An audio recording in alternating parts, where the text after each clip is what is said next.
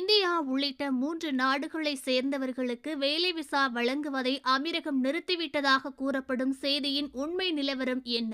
கடந்த சில நாட்களாக இது தொடர்பாக சமூக வலைதளங்களில் பல விஷயங்கள் பரவி வருகிறது. இந்தியர்கள் அதிகம் பணியாற்றும் அமீரகத்தில் இனி விசா வழங்கப்படாது என்ற பிரச்சாரம் பெரும் கவலையும் ஏற்படுத்தியுள்ளது. இந்த பிரச்சாரம் முற்றிலும் உண்மைக்கு புறம்பானது என்று விசா முகமையாளர்கள் கூறியுள்ளார்கள்.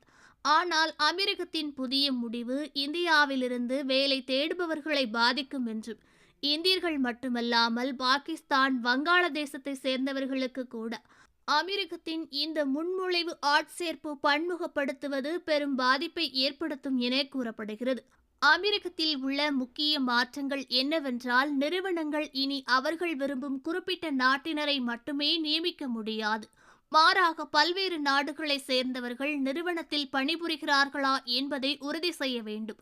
அதே நாட்டினருக்கான விசா விண்ணப்பம் நிராகரிக்கப்படலாம் என்றும், தொழிலாளர்களை தேர்ந்தெடுக்கும் போது பல்வேறு நாடுகளை சேர்ந்தவர்களை கண்டறிய வேண்டும் என பரிந்துரைத்துள்ளது.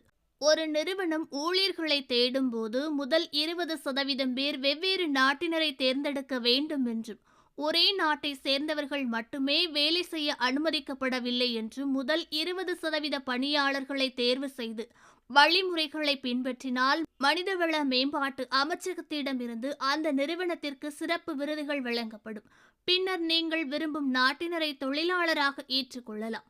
அதற்கு மாறாக அதே குடிமக்கள் வேலையில் இருப்பது கண்டறியப்பட்டால் விசா வழங்கப்படாது என்றும், வெவ்வேறு நாட்டினருக்கான விசா விண்ணப்பங்கள் வழங்கப்படும் என்றும், ஒரு குறிப்பிட்ட சதவீத பல்வகைப்படுத்தலை செயல்படுத்தும் நிறுவனங்கள் சிரமங்களை எதிர்கொள்ளாது என்றும், இதற்கிடையில் இந்தியர்களுக்கு வேலை விசா வழங்குவதை அமீரகம் நிறுத்திவிட்டதாக பரப்பப்படும் பிரச்சாரம் உண்மையல்ல என்று துபாயை சேர்ந்த நிபுணர்கள் கூறியுள்ளார்கள். ஓகே ஃப்ரெண்ட்ஸ், இது போன்ற நியூஸ்களை உடனுக்குடன் தெரிந்து கொள்ள எங்கள் ரேஸ் தமிழ் சேனலை லைக் பண்ணுங்க, ஷேர் பண்ணுங்க, கமெண்ட் பண்ணுங்க, மறக்காம சப்ஸ்கிரைப் பண்ணுங்க.